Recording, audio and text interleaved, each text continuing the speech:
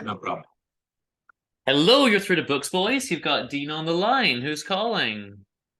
Doug Wood. Hi, Doug. We were just talking about your book, so it's a lovely coincidence that you've called in. How are you doing? I'm doing great. How are you? I am good. We're working our way through the show and all the books that we've read this month, and we were just talking about the Shakespeare Killer, which I loved, by the way. Um, am I right then in thinking this is the only book of yours that I've read, but this is the second one in the series? Is that right? Yeah, this is the sequel to Blood on the Bayou, and is a further journey of the FBI profiler finding serial Mm-hmm. killers. Fantastic. I loved it, by the way. It kind of makes me want to go read the first one now, so I'll maybe try and pick that up because the idea is fantastic. You know, with the profilers. D'Amelio is a fantastic character as well. What made you want to do it about FBI profilers specifically? Well, I was fascinated by the little known fact that in the United States, there are, according to FBI statistics, as many as 50 serial killers out there at any Mm, given time. I mean, we so far exceed other countries in the number of serial killers we have. It's no one is even close to us. I mean, you could combine all the serial killers in all the other countries, and they probably would not amount to the mm, number of serial killers we have here. So it's a little known fact. I mean, a lot of people are not aware of that, and it's fascinating. And serial killers are just from a psychological standpoint, as an author, are really interesting people to write about because they're so complex and not one size fits all. It's most bank robbers are pretty much the same as any other bank robber. yeah. You want to go in, take the cash, and go. Right? Serial killers have totally different mindsets and different motivations. And the profilers who go after them, these FBI profilers, which is a relatively new approach. It dates back to the 1970s when the programs are first begun. So it's not as if it's long established Mm, science, and it's not science. It's a lot of art involved in it. So it's a great kind of puzzle that they go through, and they put the pieces of the puzzle together. So as an author, if you're writing, criminal fiction, that it first of all you've got a very interesting character who's doing the killing, the complex character, and then you have the puzzle solver and the profiler, and he or she is putting together all the pieces of the puzzle, and then you interweave some other characters into the story to make it more real and interesting. It's what I like to call plausible fiction, so that if someone reads my books, they walk away saying, "I know that's fiction, but that could really happen." And with serial killers, there's a certain, really interesting interest factor to a lot of people who are curious about that kind of stuff. So that kind of motivated me to go from the other works I had been doing and mm. decide to take a shot at doing something with a serial killer and a profiler.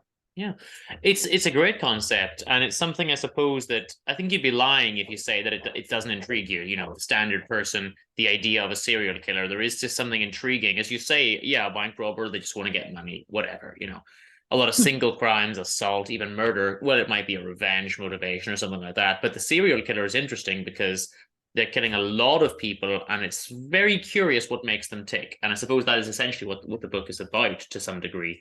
Um, Exactly. and the It's whole trying the whole to, for the profile. profiler to try to figure out what it is that makes them tick to try to, and this is literally what they do, figure out what that makes them tick so they can predict when they might strike again and then stop them. I mean, think about the legend of Jack the Ripper. It's still as pertinent today as it ever was. What Yeah, other kinds of crime stories have that kind of longevity and fascination with people who are curious about it? Because of the fact that he or she, someone named him Jack because that's what they named him. Jack the Ripper was a very a very fascinating character, and the fascination continues to this day. And that's like you said, it's because it's different than your single passionate killer or your bank robber or your whatever. yeah. It's a completely different ilk of people. And it does seem that there are different types, right? So you've got the type that maybe has some kind of vendetta on a particular group of people, and then you've got this almost charismatic cult leader type as well. Do you think that those are quite different in their mentality? I mean, they're um, all very different in what they, not all, but there's very variations of what motivates serial killers, right? But they're all psychopaths. Yeah. There are certain consistent things about them. They're obviously not sane thinking people, and they get caught up in this complex, this motivational complex that they think they've got to commit these acts for whatever their justification in their brain tells them it is. But their justifications are all over the line, and it Yeah. is the great challenge of profilers is that as many attributes of serial killers as they can accumulate by interviewing them and meeting with them and studying them, there's always another wrinkle that comes about that they learn anew every single time they do this. When I do my books, I do a great deal of research. So I talk to profilers and I talk to people in law enforcement, and I haven't had a chance to talk to a serial killer yet, but that's hopefully not going to happen. But in any event, I get a chance to really learn about how this process evolves and how they think, and it's quite fascinating. Well, you preempted my next question, which was what's the level of research required? So I guess you had to go and talk to people. You had to figure out. I mean, there's the statistics, as you mentioned in the book, about the amount of serial killers in the US. Now, part of that, I am curious. Do you think it is just that there is massively more serial killers, or is it that it's defined slightly differently, or it's looked into a little bit more, and we're getting more positives? Maybe other countries would have more if they kind of put the work in. Well, I think, that's a great question, and I think that my speculation on the answer to that is that there are more than you know about in other countries, simply because most countries don't keep any kind of statistics like this. So, because a murder in a town, 5 miles away, and then there's another one in a town, 5 miles in the other direction, they don't make the connection because they're usually in different towns. So the serial killer doesn't say, just kill in his neighborhood.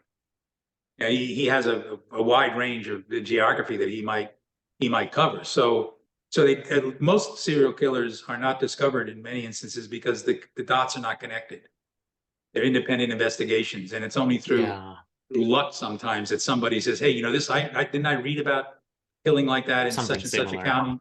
Then they make contacts, and before you know, the car deck gets built, and they suddenly see that they have a serial killer in their hands. So I think that crime in the United States is obviously higher statistically across the board than most other countries. But on the other hand, I think part of that is because we're so into the statistics and recording of all this stuff, unlike some other countries. But while I do believe that our rates are probably higher, I think other countries have higher rates than they're aware of because they don't do quite the level of statistical research that we do, or they don't publicize it the way we do. The other thing.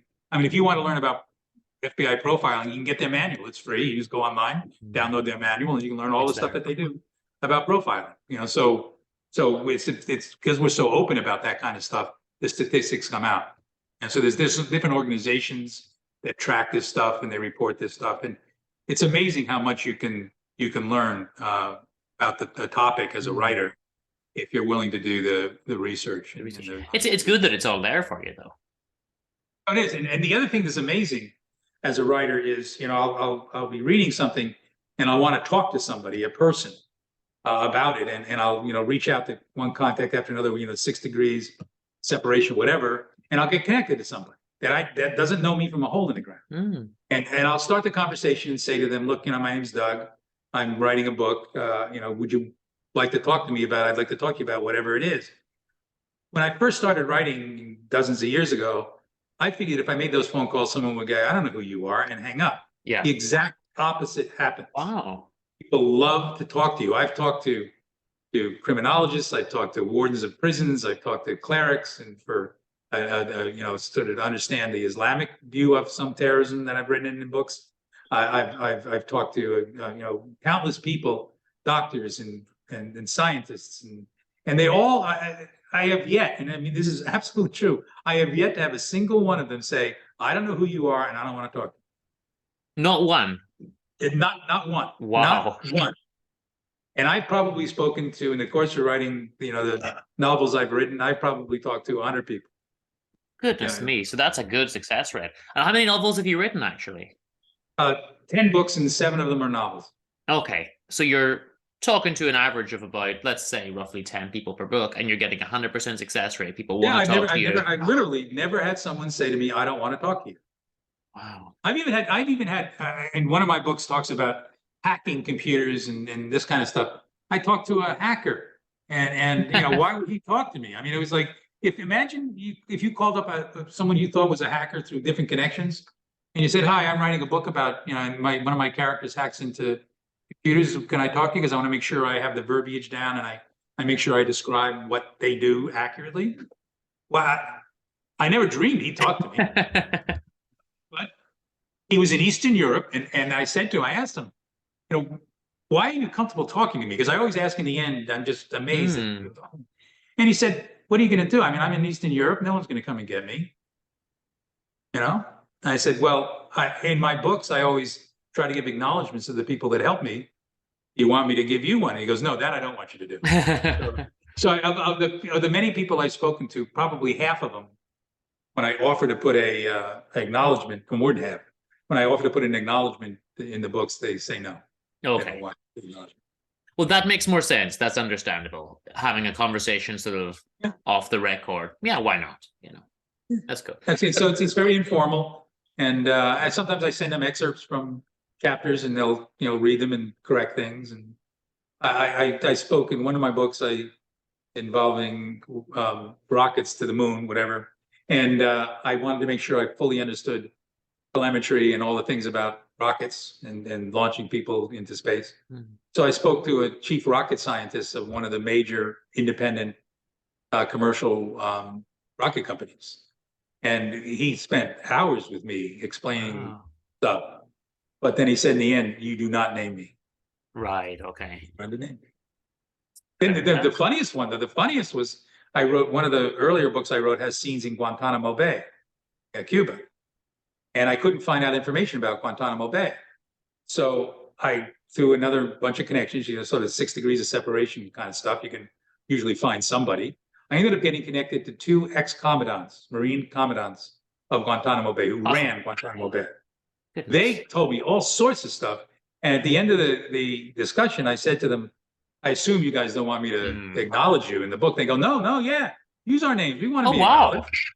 And I said, are you sure? Are you telling me stuff you're supposed to be telling me? And they both said, we don't care. We're retired. What are they going to do?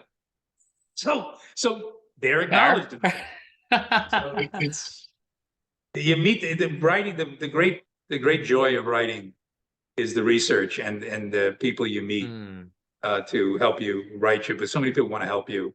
It's phenomenal how helpful they can be and how much you can learn in the process about people and about the subjects you're trying to write about. Because I write what I said earlier. I like to write what I call plausible fiction. I want people to believe my books knowing that they're fiction, but saying to themselves, that could really happen. Yeah.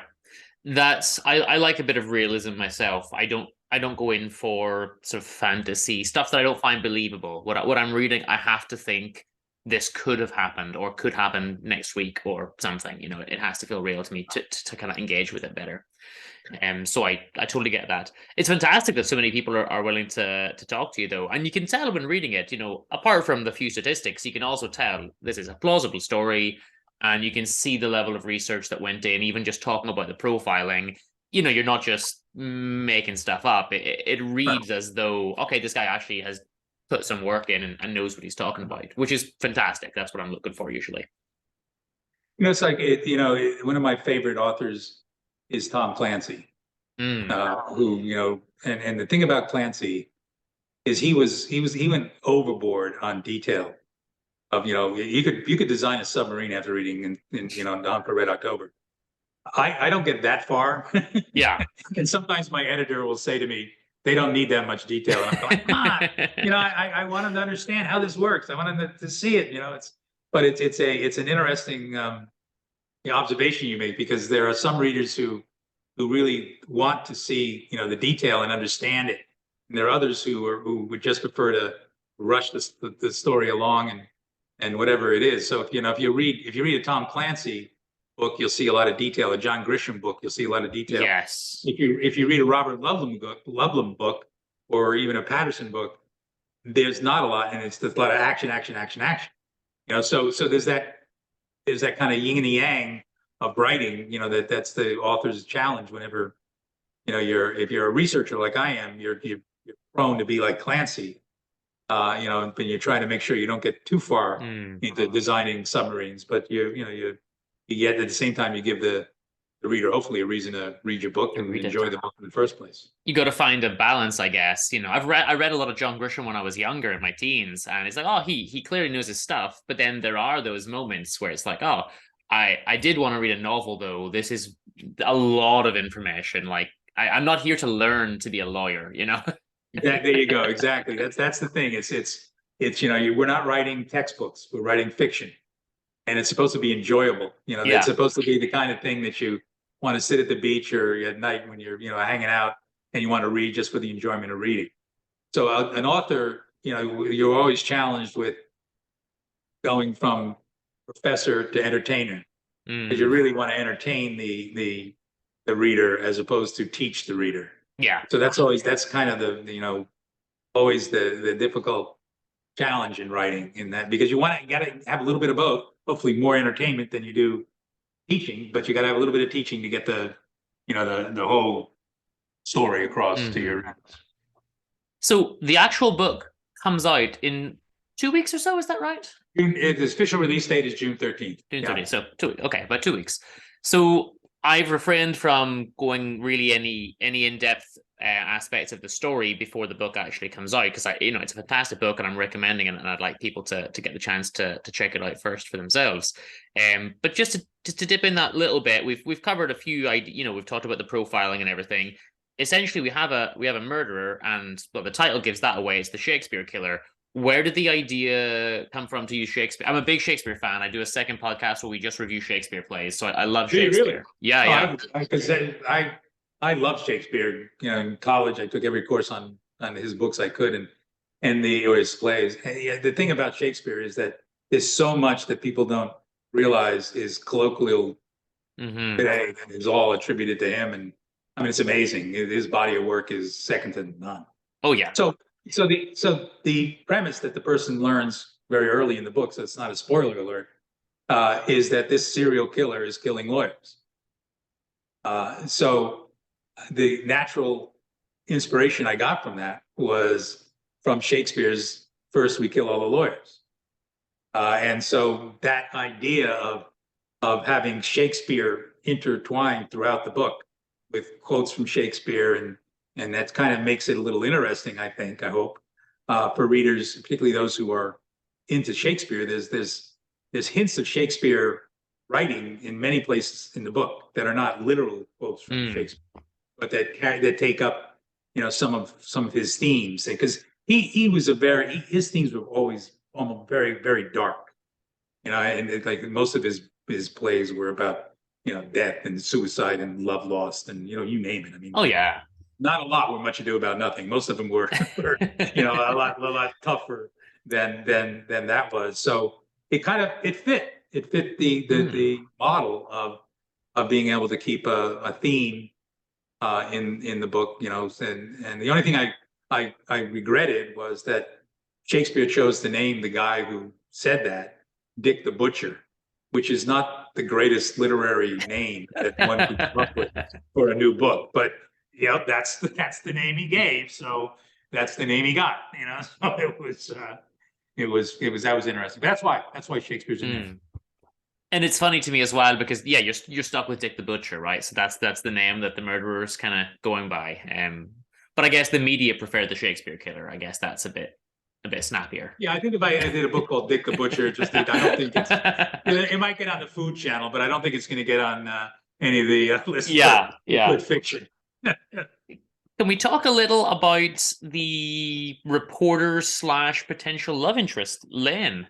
Was that just you felt that there should be another character to flesh things out? Did you particularly want to go down the love interest route, or what was the thinking behind that character? Well, if you ever get a chance to read Blood on the Bayou, one of Chris D'Amelio's, who's the FBI profiler, one of his problems is relationships with women. Yeah, he's had some problems. So what I do when I write, the first thing I do is I write little miniature biographies of every one of the characters I'm going to put in the book. So not that that's going to get in the book, but when I'm writing, I remember who they are, so they're a person. As opposed to just kind of making it up along the way. I try to understand who this individual is that I've created, in terms of the narrative in the book. So Chris D'Amelio, who's the FBI profiler, you can't have just a one-dimensional character. You have to have a character that has dimension and issues and those kinds of things that people can relate to in either directly or indirectly, whatever it is. So, in a good novel, you want to have some conflict in personalities, and you want to have some kind of friction that builds towards a conclusion in the end of the narrative. So it was natural for FBL profiler to have love interests and a strong woman who comes into the narrative that has strong opinions and is sort of a mental match to this very sophisticated profiler. So that's the kind of the germ of the idea, and then from there you create the characters and the friction and the conflict and all the things you try to create that'll keep an interest it keeps the reader interested, and also sort of makes them ask questions. It makes them wonder. It makes them, makes it, what you try to do, you put in red herrings that are hints that are not, and you try to lead different paths along the way, and hopefully, there's a few surprises that happen, but then when the surprise happens, you hope that your reader sits there and says, I should have seen that coming, but I missed that one. I missed this one or whatever. I always find it interesting when I write my novels, because I always try to have a twist of an end, that's kind of interesting. Of course, cliffhanger, whatever you want to call it. And I'll invariably get some folks who will say, "Oh, I figured that out right away," and I'm going, "How the hell did you figure that out right away?" But okay, if they figured it out right away, God bless them. Maybe they read the back pages first and then they read the front. I don't know. But there are some red herrings, and there are little clues that not everything that's said turns out to be the way the book's going to go. So there's definitely a couple times where I thought, oh, I started reading too much into it. Like, oh, maybe this guy's going to do this and she's going to do that. And of course, it's not. It's good. Yeah. Well, what's next? That's the fun part of you're trying to as a writer, what you're sometimes doing is you're teasing the audience. Yeah. You try to surprise them and rope them in and then let them go, and that's part of the joy of writing. Is that because imagine if you just sort of wrote a straight narrative, they forget it. I mean, it wouldn't be any fun as a writer.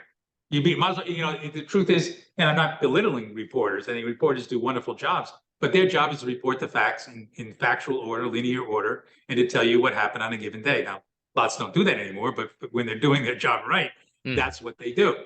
Well, that makes for some fascinating reading short term. But if you tried to write a novel that way, I think it would probably be a documentary. I guess it would be a biography, or it wouldn't be fiction. Yeah, it might be forgettable. Yeah. So what's next? Are we going to see a third book, or are you working on something new? No, I've got a couple. Writers always have a bunch of ideas, but I do have if I do decide to go down another a third a trilogy, if you will, for Chris Meglio, I have an idea. Okay. That is, but my publisher swears me to secrecy. I'm not allowed to talk about this. And what I try to do, and what inspires my books for the most part is I observe what's happening around us. So my book, there's a book named Dark Data: Control Alt Delete, which is about a conspiracy between an Islamic terrorist, a Russian oligarch, and a computer hacker to wreak financial terror across the world. I was thinking about social media, and there's a video you can watch from allegedly leaked from Google, but who knows if it was leaked or not. Called The Selfish Gene, and it's all about how social media can program people. Social media, and we're seeing that big time today. So about 2 years ago, I wrote that book, and then I, when I saw that a lot of people didn't know that China has a space program that's more advanced than ours, and has astronauts in space, and has landed on the far side of the moon. No one else has. They're far more advanced than we are. So I came up with the idea of Dragon on the Far Side of the Moon. So I try to pick up things that are happening, that are relevant, and turn them into an interesting novel with some twists and turns in it. So serial killers got me right now, and that's fascinating me now. But there are some other things that are going on in the world that lend themselves to some pretty interesting fictional stories. Sure. And that's why most authors pick that kind of stuff up. Yeah, it's good to stay relevant, stay with what's actually happening in the world. Let me ask you, before we get to the final question, do you want to take a minute real quick just to plug, your web? Well, the book's come out on the 13th. Do you want to plug your website or tell us where we can get the book?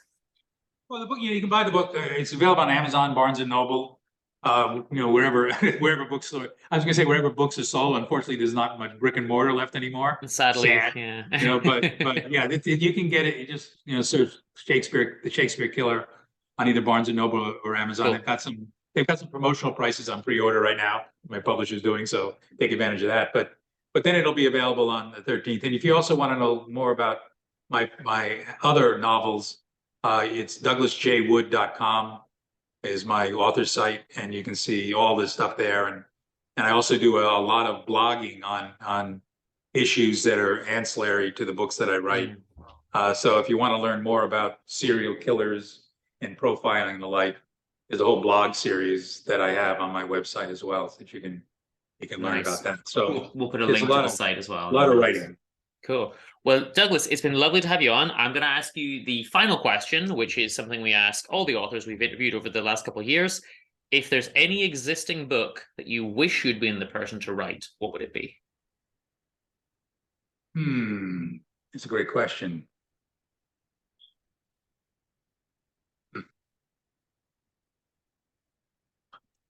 I would, God, there's so many authors that I love. It would be something by Grisham, Okay. because I'm a lawyer, and I sort of have a subconscious interest in a lot of what he writes, having some knowledge base with it. It'd be one of his books. Okay. I mean, I love his writing, and but then I love Scott Turow, is another lawyer who I think is a great writer. And William Patterson is a great writer, and McCarthy. I mean, there's so many. That's a great question, and it's a hard question for me to answer. I never thought of it that way. I wish I had written all those books. Yeah, Grisham's fantastic, but I mean, maybe again, I'm coming at it. I was 15 when I read them. It's a kind of, okay, you read 10 in a row. They're all the same by that time. It's what I call Agatha Christie syndrome. That's the one thing that it's interesting, because the authors who do that and have that formula and they repeat it time and time again, they do very well. Yeah. The reality. My publisher always says to me, "Why can't you keep to one model?" And I said, "Because my brain doesn't work that way." I wrote my first series of books was about a woman who runs for president of the United States. First 3 books.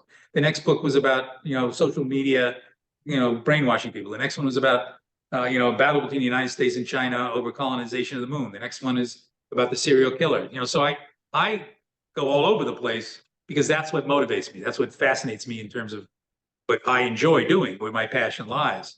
But I get the model. I mean, the model for folks, that are out there with, dozens of books is, I mean, I can't quarrel success. It's not my game, but you wonder, I sometimes say, when you get to the 5th or 6th or 10th book that person's written, don't you already know what's going to happen? I mean, how many ways can you tell that story?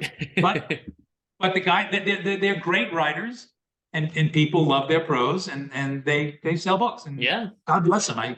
I wish I was selling books the way John Grisham and folks like that were. I'm not. So with your help, maybe I will. But we all just do what works for us, I guess, in the end. Yeah.